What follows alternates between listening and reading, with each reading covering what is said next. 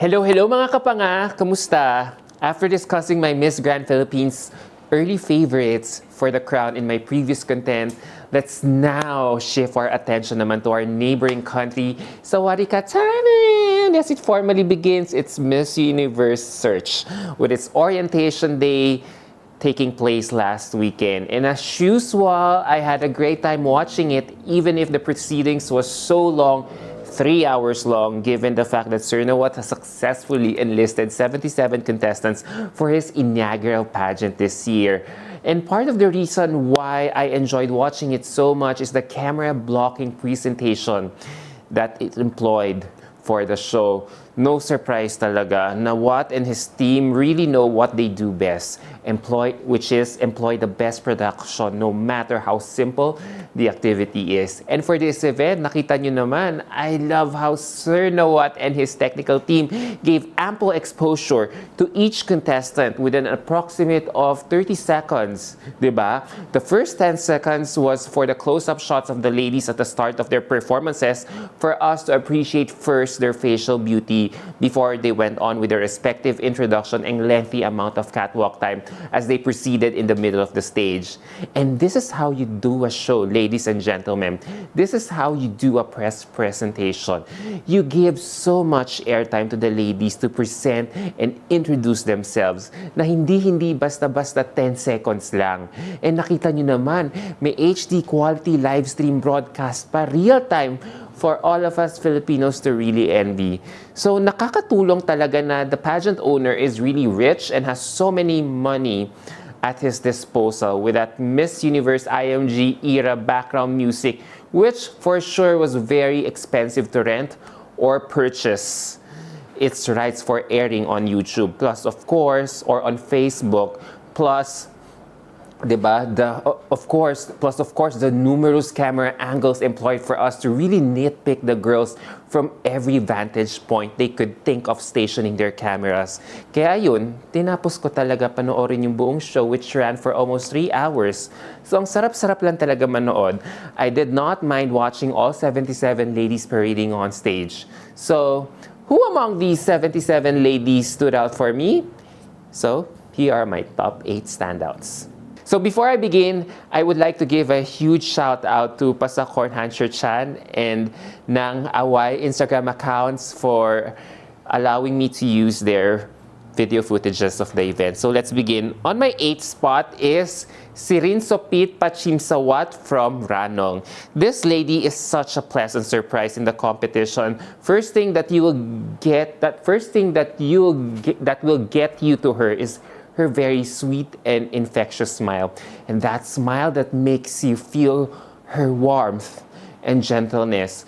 And her name is Serin Sopit Pachimsawat, 33 years old, and she is the daughter of a former Miss Universe Thailand winner.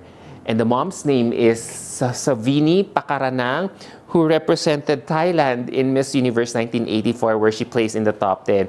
So it's really a classic case of a daughter following her mom's footsteps in the beauty pageant circuit. So thank God for the removal of the age limit so we could get to see someone like her with a pedigree competing here in Miss Universe Thailand. So actually, her case actually kind of reminds me of our very own Aya Abisamis, who decided to compete in pageantry. Also late na rin after years of being egged to follow her mom's footsteps. Desiree Verdadero, who coincidentally is Serin Sopit's batchmate Savini's batchmate in Miss Universe 1984. So this is really one for the books. Daughters following their mom's footsteps in the beauty pageant industry. Serin Sopit acquired more life experiences just like Aya to join her first ever national pageant by gaining more confidence and experience from her work as an actress, singer, and a content creator. So I don't know anything much about her, but Serin Sopit's pedigree here and smile alone are enough to make me so interested to follow her journey here in Miss Universe Thailand. And now we go to my 7th spot, and I'm giving it to Sassan Kulab from Kongken. This lady reminds me so much of Maxine Medina when I saw her perform here in the orientation day. Sasinan has this serene oriental beauty which will draw you to her. Maybe it helped that she did her hair in a low pony, so we got to appreciate the beauty of her face more. And ang ganda-ganda niya talaga. Sway Mac. And the way she also moves on stage makes you feel she has been modeling or doing a lot of catwalk on stage. So, loving all the facials, loving the stance, and even the design of her outfit here with that structured one-shoulder fabric contributing to how elan and expensive she look on stage. I am really smitten by her. She really definitely caught my attention here in Miss Universe Thailand this year. And now we go to my sixth spot, and I'm giving it to Sophie Sasubm from Chiang Mai. She's really gorgeous. One look at her, wow, she's really gorgeous. She really has this face that is so sweet and soft. She really has that face talaga, but unfortunately, she seemed nervous as she did not look to the camera full on at the start for us to really appreciate the beauty of her face. And it's quite a shame knowing she is working as an actress. So I wish she knew how to take advantage of her beauty in relation to the cameras. And then she walked. And then you could see that she is still raw with those hands dangling too much as she was doing her pasarela in front of the stage. So you can see that there is still a lot of work that needs to be done. But in terms of beauty and styling that night, she was definitely leaps and bounds ahead of her fellow newbies. Hope she could improve on her showmanship in her next outings here in this pageant. And now let's go to my fifth spot, and I'm giving it to Wichuda Kamyos from Samut Sram. Yes, this lady also has strong stage presence. The moment the camera turned on her for her to start to perform, you could already feel the fire in her just by looking at her deadly stares. So, ang lakas-lakas talaga ng dating niya sa stage. She actually kind of reminds me so much of our very own Maricar Balagtas with that straight hairstyling and very sexy white outfit, especially that high slit.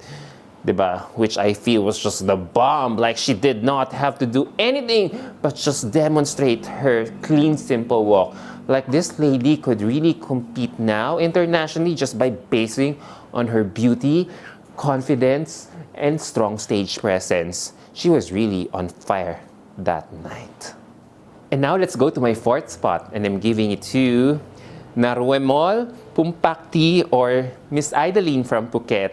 So, are we preparing for the second coming of Stefania Gutierrez and Miss Universe? Well, looks like it. Yep, judging from how this lovely Thai lady has been registering in front of the camera since her introduction here in Miss Universe Thailand. Narumemol or Idaline is giving us freshness overload with her beauty here, gorgeous skin tone, and great catwalk skills. Honestly, I also got the chance to meet her in person when I covered CJ's homecoming last month there in Bangkok, and she really doesn't look like Stefania at all. So it's only her hair, straight hairstyling, which is making it seem so. And she did this kind of hairstyling again here in her introduction for Miss Universe Thailand last weekend. And I think it's just a bit unfair if we keep comparing her to Stefania Gutierrez all the time, which is not her fault anyway. So this is definitely a challenge to her and her stylist, that she is not just a one-trick pony here in this competition, that she could be known more than just being Stefania's doppelganger. And luckily, she has less than 2 months to showcase her versatility in showcasing her looks throughout the pageant. Actually, watching her perform here, there's nothing wrong with her performance naman. I super love her freshness, confidence, and gracefulness on stage. It's just many people like me find her beauty a bit similar to Stefania. So there's always that comparison, which will never end. So hopefully she could showcase more of those powerful looks in different variations of styling all throughout the competition in the next few weeks. And now let's go to my top 3. And number 3 here on my list is, no surprise, Piwanich Rongtong from Kungp Makan. Oh, just like Vina, she is back with a vengeance, and she also won't stop until she finally reached her dream of winning the most coveted title of her land. I also love this lady so much, as I have gotten to follow her and gotten to know her, in person since 2017. But what I super love about her right now is her confidence and self-assurance on stage. That stare in the camera to the camera is very lovely. The strut, the facials, and even her smile, she just looked oh so perfect from head to toe, except that age is slowly catching up on her. So I also get the enhancements that she did on her face. But nevertheless, the body, the height, the regal bearing while doing that hand on the waist pose while walking, damn. I also want this lady to go to Miss Universe. So why does she and Vina have to go head to head for the second time? Why does MUT love to give me a massive heartbreak all the time? And now let's go to my runner-up of this list, and I'm giving it to surprise! Amandin, Ploy, Graette from Patum Tani.